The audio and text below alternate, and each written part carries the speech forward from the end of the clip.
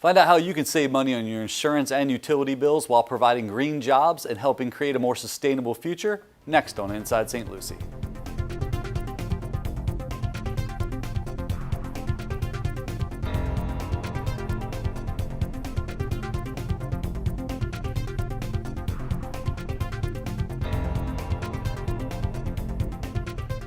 Hello, welcome to this edition of Inside St. Lucie, SLC TV's monthly government affairs show. I'm your host, Eric Gill, Communications Director for St. Lucie County. And on today's show, we're going to talk about the Solar Energy Loan Fund, which was started by the St. Lucie County Board of County Commissioners more than a decade ago.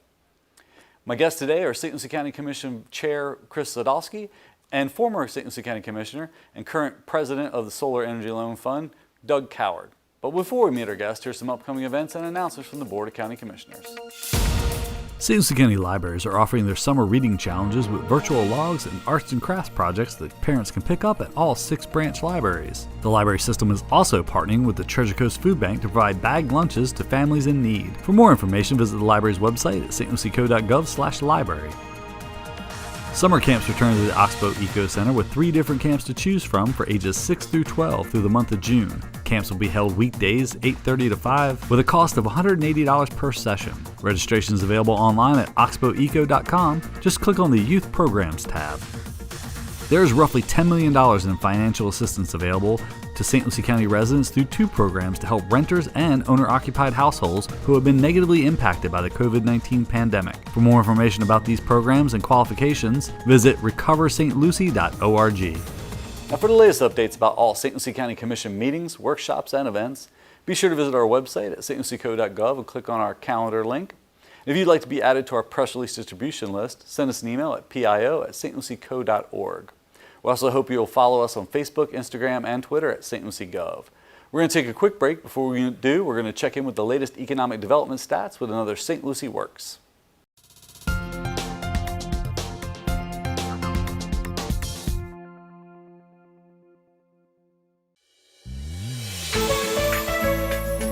With the pandemic slowing and vaccines increasing, St. Lucie County's bed tax revenue showed major improvements, with March's revenue up 85% compared to last year when the pandemic started. Overall building activity increased by 36% in March, with 1,362 permits submitted compared to February's 1,000 permits. The housing market isn't slowing down either. According to the Florida Realtors Association, the median home sale price in St. Lucie County in March was roughly $281,000, up 16% from last year, while condo values rose by 32% with the median price at roughly $260,000. St. Lucie County's unemployment rate ticked up in March to 5.3% compared to February's 4.8%. Statewide, the unemployment rate was 5.3%. The largest increases in the Treasure Coast labor force was in professional and business services with 1,600 new jobs and constructions and trades with 800 new jobs. The largest decreases were in leisure and hospitality, education and health services, and government. If you work for a local business looking for skilled or trained labor, be sure to contact the staff at CareerSource as they can assist your company with its recruitment and training needs. And if you're an individual looking for a job, they can help you as well. Visit the CareerSource online at careersourcerc.com or call 1-866-4U2-HIRE. Welcome back to Inside St. Lucie. I'm your host, Eric Gill, and I'm joined by St. Lucie County Commission Chair Chris Sadowski and former St. Lucie County Commissioner and current, I forget your title, President of SELF? Executive Director. Executive Director of SELF, the Solar Energy Loan Fund. So thank you both for joining us today. Thanks for having us. Yeah, appreciate it. For those that may not be aware, the SELF, the Solar Energy Loan Fund, is 10 years old. It's been around for a decade now, and it was started actually way back when both of you guys were on the Board of County Commissioners, and it was the first local government green bank in not just St. Lucie County, not just Florida, but the entire country. Correct. That's a big deal. I think a lot of people may not know that history and know about it. So tell us what SELF does. Yeah, so SELF is a nonprofit community lending organization, and what we're trying to do is help working class families, retirees on fixed incomes, people who may not have great credit scores, access low-cost financing so that they can make a variety of sustainable home improvements. Those typically are high-efficiency air conditioners. We do a lot of roofs, impact windows, and hurricane shutters. We also do solar technologies, whether they're water heaters or PV systems. And most recently, we've even added disability lending products. So we're basically helping homeowners gain access to low-cost capital and then make much-needed repairs or improvements to their homes. And that's important. You know, Solar Energy Loan Fund may be a misnomer today. Yeah, true. The company has changed and morphed into what is really a resiliency project in our community, and self-reliant. Self-sufficient, and I think that's really where you're going today with the name self, so it's important. Right, so the county played a critical role by helping to obtain a highly competitive Department of Energy grant back in 2009. The county commission helped create the self-organization as a 501c3 and then spun us off as an independent nonprofit with the goal of us becoming certified by U.S. Treasury as a Community Development Financial Institution, a CDFI, which we did in about 2013, and then to try and scale the program so that we could reach the economies of scale to sustain the program long term. So that's the path that we've been on over the last 10 years. And the CDFI is for low to moderate income, so 60% is, I think, is the Minimum, yeah. minimum, but you do 70, 75%, something like that. 72-ish, yeah. But the point is that anybody can get the loan and so on. But the important thing here is that the CDFI has access to Treasury money, and that's where a lot of the funding comes to help to produce and reduce the cost of actually getting the loans in place, and so it's helpful to our community. Right, and one of the reasons why the county commission selected the CDFI model as the test to see if we could get this green bank to work was for the exact reason that Chairman Sadowski just mentioned, is access to low-cost capital.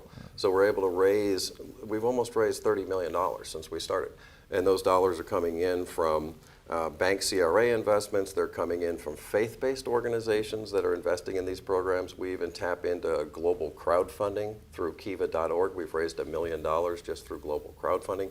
So as a nonprofit lender, we have access to low-cost capital that we can pull back into St. Lucie or other areas that we work, and then be able to provide local homeowners with access to low-cost financing so they can then overcome the high upfront cost of putting in a new $5,000 AC system or a $10,000 roof or maybe a $15,000 or $20,000 solar PV system. And I remember when the board talked about this, because I was at the county at that time, and we talked about the three-legged stool of energy efficiency, helping those underserved communities, but also that job creation. Right. And so you talk about that amount of money, all that is jobs that back into the economy. So how do you guys work with some of our local, because it's not just local, you guys are in almost half the counties we're actually in the state. statewide. We've Yeah. done projects in more than half of the counties, but we operate statewide. We've just opened up new satellite offices in St. Pete, Tampa, and Orlando over the last 3 years, and we've begun lending in Alabama, Georgia, and South Carolina. And we just secured a grant that's going to help us open up a new program in Atlanta in the coming weeks here. So essentially what we're doing is helping local homeowners get access to financing, but in the process, they're also creating jobs for local contractors. And for the same reason why local homeowners benefit, contractors are in the same category. They'll be out trying to sell a $5,000 air conditioning system to someone who has a 640 credit score and therefore doesn't qualify for their traditional financing. Instead of walking away from that project saying, sorry, I can't help you, SELF is an alternative financing program that can step in and fill that financial gap. So we're not only helping the homeowner, but now that same contractor has an additional job to work, right? And the interesting part about that is we were in the recession. We were in the throes of recession. When I first came in 2008, literally we were just, the market just fell off and contractors were doing no business. Today it's a little different. Every contractor is working in overtime. But the idea there was the stimulus to create jobs. And there were a number of businesses that actually came to you after the fact and said, you pretty much saved my business, having that ability to create these loans. We have over 600 contractors in our network now statewide, and probably about 300 here in the Treasure Coast. And out of all 600 of those, the number one contractor in our network is a Fort Pierce air conditioning company. Seacoast has been with us for 10 years. And they just surpassed $1 million of projects that we have financed just with that one company. Wow. So it's like a small economic engine, and we're basically we're directly helping homeowners, but we're also helping those local contractors as well. So if this is done properly, it truly is a win-win situation where the homeowners and the businesses are all benefiting from the activity. Before we started, Doug was sharing a story with me about the credit scores, and one of the folks that came through that didn't have a score at all. Right. Can you kind of go through that briefly as to Yeah, how that happened? Because there are people out there that are just like this. Yeah, I individual. appreciate you bringing up that story, Commissioner, because it's very telling. We had a retiree here in Fort Pierce apply for a $10,000 roof loan, and they had a 0 credit score. Now, obviously, no traditional financing or bank is going to provide them with funding if you have a 0 credit score. But because we're kind of like a local bank that gets to know our clients, we took a closer look at this individual, and we realized that he owned his home outright, had no mortgage. He had retirement income and the ability to pay. And with a 0 credit score, you would think that he had defaulted on every loan in his life, but in reality, he had not actually used traditional financing since 1994. And that was why he had no credit score. So although he's not able to get traditional financing, Self did approve that loan. Even though he had a 0 credit score, he got a $10,000 loan and a very low interest rate, probably about half of market rate. And then he gets the home improvements and creates a job for a local roofing company. So that's a great example of the financial inclusion piece. We're trying to give people who may not have great credit scores access to financing so they can make these improvements into their homes. I've always found it interesting that the person who has the least ability to pay pays the highest interest rate. Well, you're right. Yeah. And we've flipped that on our ear because we have multiple programs that we've set up, some in conjunction with St. Lucie County. And the lowest interest rate that we offer is 5% fixed through our global crowdfunding program with Kiva. Most unsecured loans, if you have good credit, might come in around 15, 18%. So to be able to secure an unsecured loan at 5% fixed, and that program is geared towards our clients who have the lowest credit scores. So instead of the lowest credit scores, like you just said, Commissioner, having the highest interest rates, we've flipped that upside down so that people with the lowest credit scores are actually accessing the lowest interest rates. And he can tell a story, $30 million in lending so far, give or take, and less than 2% of the loans fail. And that's about being able to actually have that conversation with the client, understanding their situation much better, and actually pulling them Making a plan for them, unlike the housing bubble that we went through, where everybody was getting loans that they probably couldn't Exactly. pay. And I think that's the nature of us being a nonprofit, is we look at it as we work for that homeowner. We're trying to help them navigate through this process, and we don't just provide financing, but a broad array of what we describe as like project management. So we're pre-screening the contractors to make sure they have proper license and insurance. We're checking pricing to make sure they're not being gouged. And then when the local building inspectors sign off and approve the work, then we'll pay the contractor directly at the end of that process. Yeah, that's what I was going to ask. If people are curious about, like, I've got an older home, I want to make some energy efficiency upgrades. Right. You guys do consulting like that, or at least have contractors that you work with? A little bit of both. We do try and provide like a little bit of building science and energy expertise. For example, a lot of people will come in and want to go solar as the first step, and usually solar is the last step because you want to start with the cheaper fixes like energy efficiency, making sure the home is weatherized, making sure your 20-year-old AC has been replaced with a 16-SEER system or higher, but help reduce your energy use before you size a solar system on the roof to produce power. But if you have an inefficient home with an old AC and old windows and you put solar on that, and then it powers an AC that's not efficient, and then the air you do create streams out the windows, that makes no sense, right?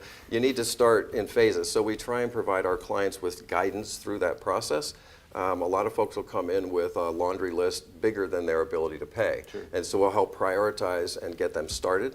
And another piece that's important is that a lot of folks will come in with a lower credit score, but because we report to the credit bureau, they're also building their credit with us as they pay off that loan. The interesting thing is when Doug, earlier on, he would sit down and he would take the numbers and say, this is your electric bill, it's $400 a month.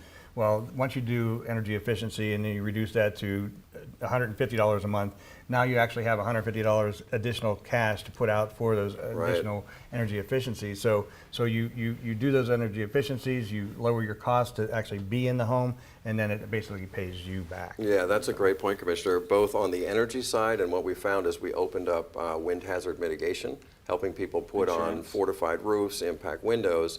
The insurance costs are going down by $700, $800, maybe even $1,000 per year. So people are saving maybe 20-25% of their energy bills, can also reduce their home insurance premiums. Well, that's important right now. Yeah. Right now, I have had probably a dozen or more emails asking me, what are you guys doing to our insurance rates? Well, the county doesn't have anything to do with the insurance rates. That's your state legislature. If they're going to put any stops in place, they're going to be the ones to do it. But right now, insurance costs are going up exponentially.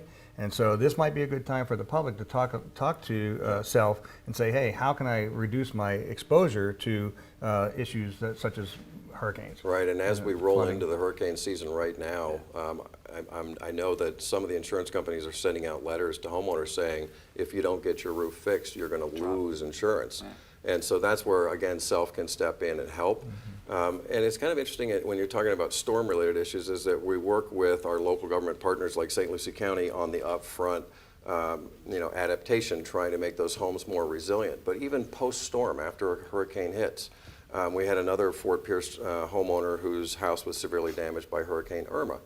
FEMA issued a $5,000 check to them, but the roof cost $10,000, and they didn't have a good credit score, they didn't have savings, and they didn't have ability to go and get the other $5,000. So they had a $5,000 check, but they couldn't actually use it. So SELF, in that case, stepped in, provided that homeowner with a $5,000 loan to match with the $5,000 FEMA grant, and then the $10,000 project was completed, and they got out of the hotel and back into their home. So we can help reduce the risk in advance, and we can also expedite the recovery afterwards as well. Yeah, and it also helps, I think, like you mentioned too, that keyword resiliency, which the county and hopefully more local governments are starting to focus on now, but it's something you two as commissioners in your time in office have always been supportive of, and both been recognized by different groups for your green environmental efforts. USGBC Environmental Awards, and the county got some awards for that. So this whole program plays into that to maybe even help with that whole resiliency project that the county's moving forward on now. Well, again, one of the interesting things is the county has a PACE provision, and SELF is our agent for operating the property assessed clean energy provision in our local government. And so, do you want to talk about how that works with the property assessed clean energy side? And if I can just broaden the lens for a second, we don't have one lending program. We have about a half a dozen, and we try and get to know the client and then figure out which one of those lending programs is the best fit, which is going to provide the best term, best rates, because we have special programs for veterans, women, people with disabilities. So depending on the individual's situation, we can figure out which program works best. The one that the Commissioner just mentioned is the Property Assessed Clean Energy, and it is the one program that we have specialized and customized here in St. Lucie County. And so all of our other lending are unsecured loans, and we focus on residential rehabs. And the PACE program is broader and has a lot more flexibility. So in St. Lucie County, we not only have the residential lending programs, we have the ability to get PACE assessments, which are basically land secured assessments that you pay as a part of your tax bill. And so you're eligible for up to 20% of the value, the equity in the home. So if you have a $200,000 home, you can get a loan up to $40,000 if you've paid your taxes on time over the last 3 years and have equity in the property. And then you can use those funds to do energy efficiency, renewable, wind resilience, and some other things. And it's applicable for residential, but also commercial, industrial. We've even applied it in the ag community, and the County Commission just recently approved new construction for PACE. So we're now working directly with developers who are doing sustainable and green projects and able to provide part of the financing for those large-scale projects. So we're pretty excited about the PACE There are program. probably a lot of folks out there who have read in the paper about PACE being a difficult thing to do and people being taken advantage of. We have created consumer protection provisions beyond anybody else. Absolutely. So I think that's important to talk about. Yeah, I think two things I would stress is most of the local governments who have adopted a PACE program have basically done like a hands-off approach where they bring in a for-profit company and hope that it goes well. There are class action lawsuits in all 3 states that they operate. In contrast to that, St. Lucie County works with a nonprofit organization, SELF, to oversee and administer that and to look after local clients and local homeowners. And to the Commission's credit, they voluntarily adopted the highest consumer protection standards in the state voluntarily. It goes above state law because we wanted to make sure that people had the ability to pay because as you noted earlier in the conversation, our default rates are very low. We are not trying to push loans on people, we're trying to help them. Sure. So if people don't have the ability to pay and get locked into a PACE assessment, it could be problematic because it's tied to your taxes and your property. And so we want to make sure that people do not default on those because of that. Because there's some unscrupulous contractors will come in and say, hey, I can get you a new roof, new windows, new doors, all these things, and it's only going to cost you $90,000. Well, your house can't afford that, you can't afford the payment, and then you end up giving up your house because they took you through this program and it fails. Yeah. So that's why we put in, and the board was very adamant about the consumer protections. And so thank you for that, by the way. We're glad that we're doing this together. So. Yeah, I agree. And we're setting a standard for the whole state. There is no program in the entire state of Florida that mirrors what St. Lucie County has done, both with the nonprofit looking over the program and also the higher consumer protections that were adopted. So this program's grown about 400% in the last 10 years. Where's it going in the future? Yeah, it's actually grown 400% in the last 3 years. We've opened up St. Pete, Tampa, and Orlando in the last 3 years, and our overall lending has increased by 393% in the last 3 years. COVID was particularly interesting because when it hit, we didn't know what impact we'd have on our existing portfolio as well as on demand moving forward. And I think if you look at what happened in the country is energy use dropped overall, but the residential energy use went up. And people, my view is that people were in their homes and viewing their homes in a way they'd never had before. It was their castle. It's their one safest place on the planet, right? And so the one of the few sectors in the country that was actually growing during COVID was the home improvement and new construction sector. So Home Depot and Lowe's have been making record profits. And because we are a home improvement lending organization, by happenstance, our demand also went up enormously as well. So in 2020, we increased our lending by 84% over the previous year. Wow. And we broke our all-time lending records in like 10 consecutive months, and it hasn't stopped. We're still facing huge demand. We have a pipeline right now of over $2 million in projects. Wow. So we're struggling to just keep up with demand. And we're finding that there are tremendous needs and opportunities, not just in Florida, but beyond. Mm-hmm. So we're very aggressively working with like-minded local governments. St. Lucie is one of those standouts, but there's also the St. Pete, Orlando, some of the leaders in the state on promoting the clean energy economy and these innovative programs. So we try and partner with those leaders and then bring our programs into those areas, sign up local contractors, and then the economic engine just starts rolling. That's great. Now, if folks want to find out more, you have a website and offices here, but we do. Even if you're in Martin or St. or Indian River County, right? You can. Yeah, it's true. We do have our headquarters is still here in St. Lucie. We have satellite offices in those 3 cities that I just mentioned that we expanded to. But honestly, most of our activity is online. We've made major investments in financial technologies so that we can do 100% online lending. Which helped, I'm sure, during COVID. It did, and again, our chief financial officer, Duane Andrade, had been pushing hard for those investments, and as a small nonprofit, I'm thinking, oh my gosh, $200,000. But it was the wisest investment we ever made, and we finished that FinTech project right as COVID hit. Wow. So we were ready immediately. We shut down our offices in the entire state and had the entire staff of 15 working from home, and still increased our lending activity by 84%. So people can go to our website, which is solarenergyloanfund.org, or they can call our headquarters here in Fort Pierce, which is 772-468-1818. And we'd be glad to try and help you. We have hundreds of contractors in our network. We usually encourage our clients to get multiple quotes, get to know those local companies, figure out which one you want to work with, and then we'll provide financing. We do not provide financing for contractors outside of our network because we want to make sure that they've been pre-screened, because we want our clients to get good pricing, quality work, and so forth. Yeah, I think that's really an important part of this thing is that the contractors are vetted.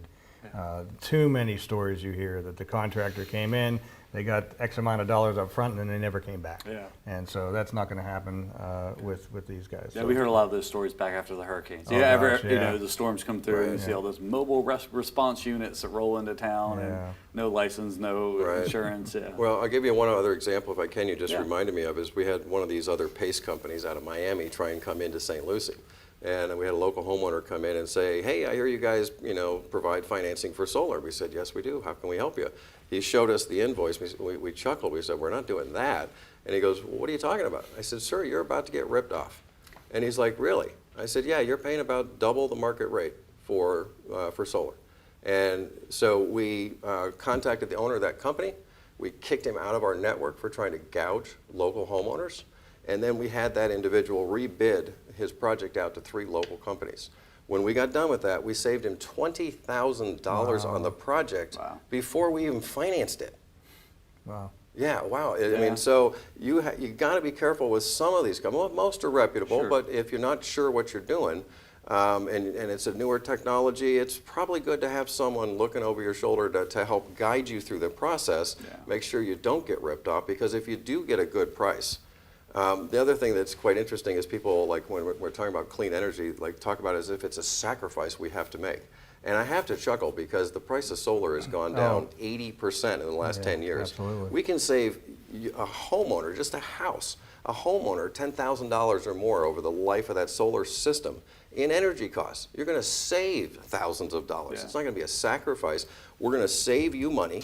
We're going to put local contractors to work, and we're going to stop sending our energy dollars out of the state to fuel somebody else's economy. We're kind of redirecting those energy dollars back into the local community to grow our local businesses and have those dollars invested into making improvements to our own properties. One other thing that the SELP is doing right now is providing funding for septic to sewer. That's a big issue that St. Lucie County has been trying to tackle for a long time.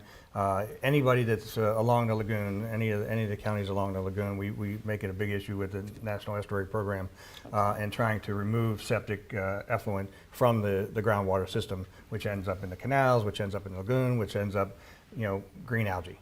So all of those things are so important that we're trying to do that. And I think you started a program with Martin County recently on that funding side. Yes, and starting at the high level, what's kind of cool is when people think about the self-organization, they may think of it as like a static thing that can only do one program. And the beauty of the CDFI program that we are is that you can actually customize new lending products you can add to it. So as the commissioner noted, we started out with a laser focus on energy efficiency and solar, then we expanded into wind hazard mitigation, then we added solar products, disability products, and all within the CDFI program. So Martin County provided us with a small seed grant to expand into Martin County just recently. In fact, we just surpassed $1 million of projects there as well. And they had a particular interest, as you noted, in water quality issues and asked if we would work with their utility to develop a new sewer loan product. So this is where our Chief Strategic and Financial Officer, Dwan Andrade, is fantastic, is that she was able to basically be like a financial architect in putting this new lending product together. We just launched that program in the fall of 2020, kind of a slow pilot rollout. And we've already done $250,000 of lending just on sewer loans in Martin County, which is a smaller county in the state. So our hope is that we can use that as like a template that we can then expand in other jurisdictions, because why not work with a local nonprofit who can leverage your dollars 10 to 1, can take all the risk on the lending, can raise the capital, do the underwriting, do the servicing, and basically do it for you. You're just partnering with them. So if I can brag for just 1 minute, talking about leveraging, St. Lucie County has been an amazing partner, not only helping us get the original grant, but also gave us a little bit of seed funding through the first 3 years.